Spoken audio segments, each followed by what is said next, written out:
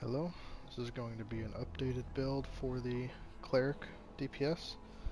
So this is just going to kind of showcase some of the stuff that I've changed around a little bit since the previous video. So I'm hoping this video is only going to be, 5 or 6 minutes. So I've also switched up my rotation a little bit, so that's probably going to be the bulk of the video, is me explaining how that works. So let me go ahead and get into it. So I haven't really changed anything on the AoE side, but I have changed some stuff for single target. So I'm using the bismuth weapons instead of the perfect ones. And then I'm also using the scintillant set for the recharge speed more than anything. Well, half recharge speed and half because of the intelligence, because you get 9 intelligence from this set, which is really a lot. I'm still using this power ring, and obviously I still haven't upgraded it because I'm bad, but I'm also using this combat advantage ring to get back a little bit of the combat advantage I lost from the Spelljammer set. This stuff is the same. I'm not sure if I switched to this power shirt from the previous video, I don't remember. But I'm also using the new Arma Aegon artifact, and obviously the Night Flame sensor. So these are the ratings. Of course, accuracy is capped with Mystic Aura. And then just trying to see if there's anything else I switched. I think everything else is basically the same, except, oh no, I switched one Executioners to Cavalry's Haste a little bit, I think. And you can kind of chain Cavalries and Tacticians together a little bit. It's less obvious on the Cleric, but I'll kind of explain the rotation later on. Or in a minute, I should say. So let me just show the stats real quick. I'll try to add them up. And the stats are definitely better than what they were in the previous video, for the most part. So I'll just start with accuracy. So 68% accuracy with Mystic Aura, and then I gain 15% from the neck and the chest plate. So, and then 10% from Lightning Flash, so that's 25% that I gain total. And of course I only need to gain 22%, so I'm 3% over capped, I guess, roughly. Combat advantage, that's 83.5% standing. So I gain 7.5% from the chest plate, and then I gain 3.5% from the Portobello, plus 10% from Tutor and Flapjack. So that's about 20% right there. And then I gain 9% from the acute senses. So that's 29%. And yeah, so I think I'm about 5% off. I might have done my math a little bit wrong. Oh yeah, and I use recharge speed instead of AP gain in here for bosses.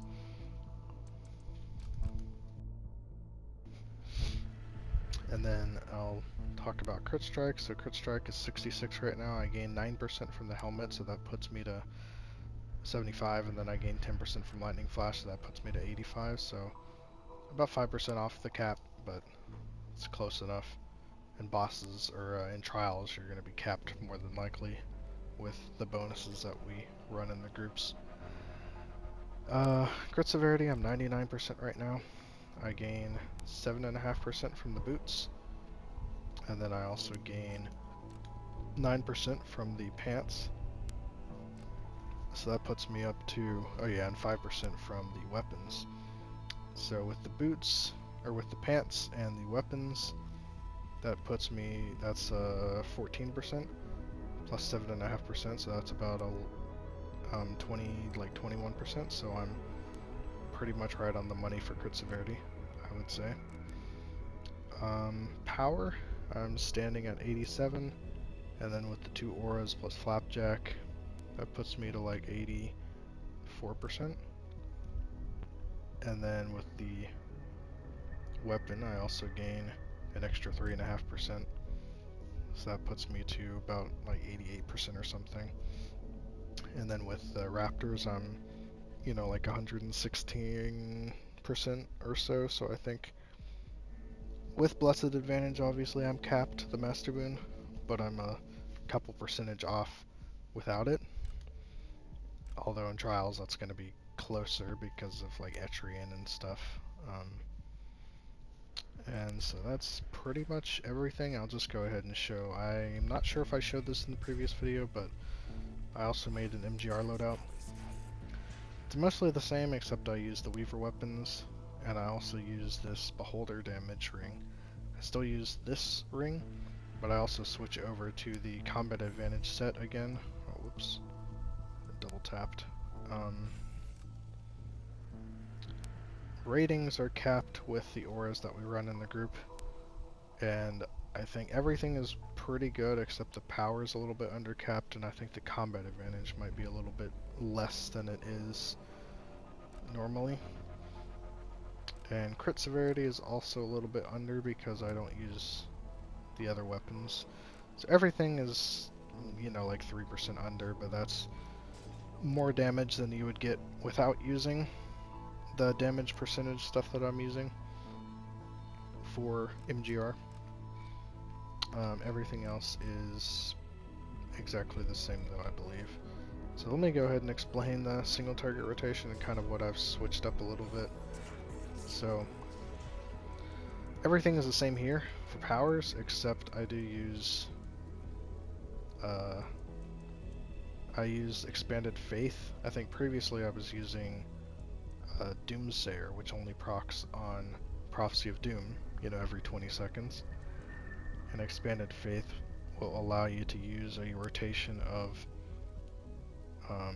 10 encounters, or technically 12 encounters, if you have 1-in-1 stacks. Which I'm not really going to explain the base mechanics and the way that it works with the Cleric, because I went over that stuff in the previous video, but so just to show the rotation, so there's two rotations you can do for the artifact call. You can either have, when you start the artifact call, one of each stack, which I don't like to do that during artifact call, because if you do that, it will allow you to have to wait for those stacks, or for your perfect balance to proc, if it's a delayed perfect balance. If you start with 2-in-2 stacks, then you won't have to wait, and you potentially get like an extra encounter in the rotation. And then you also won't be able to get a full 12 encounters in your Prophecy of Doom anyway, just because it doesn't last long enough for you to get that many encounters. So, and of course I use Marco for the same reason I would use it on the Rogue, because it feeds into your Prophecy of Doom and Shadow of Demise. I mean, you could also use the Crystal Soul's Flight. Those are pretty much the two go-to artifacts that I would use on the Cleric. Let me get my 2-in-2. So, at 2-in-2, starting the rotation, try to get as many at-wills as you can. And then depending on the boss, if the boss stays still, which most of them should during the artifact call, you can use Flame Strike. It's actually more damage than, or it allows you to get more damage than Guardian of Faith. So it's situational which one you use. Guardian of Faith is better for bosses that phase quickly, or the bosses that move around a lot. But I'll just show the rotation real quick, and I'll just explain it after a little bit.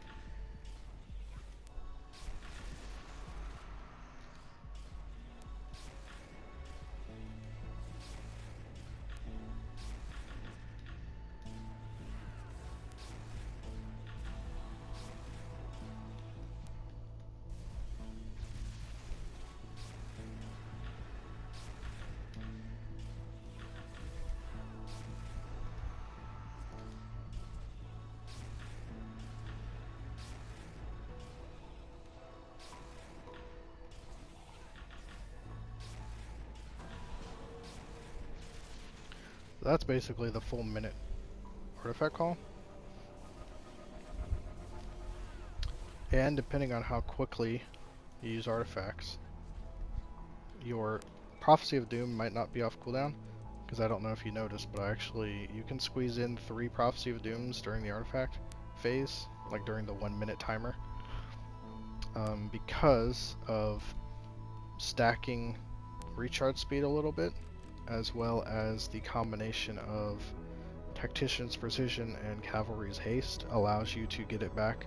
So Tactician's Precision only does it when you use a daily power, so it doesn't work on the first Prophecy of Doom you hit, but it could potentially get your extra 5 seconds back at the beginning of the second artifact call, if you don't have it nearly back up yet, depending on how much of delay there is between your Prophecy of Dooms.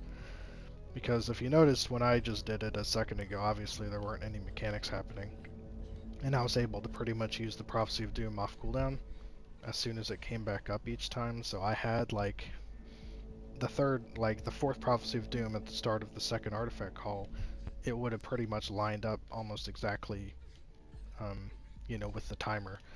But obviously in boss fights there's a couple seconds where you might not be able to do it exactly as precise as that, so Tactician's Precision allows for a little bit more leeway in that, because it will give you 5 seconds back from your prophecy when you use your daily at the beginning of the artifact call. When you use Flame Strike, obviously if you use Guardian of Faith, that'll be after your Prophecy of Doom, so you won't really be able to do it there, but most, 90, probably 80, 85, 90% of the time you're going to be using Flame Strike. And you saw how many encounters you can get in the artifact call. I mean, it's pretty crazy what kind of damage you can get if you're able to maintain the damage on the boss. So I'll just show the regular 10 to 12 second artifact call real quick one more time, just to show what you can do.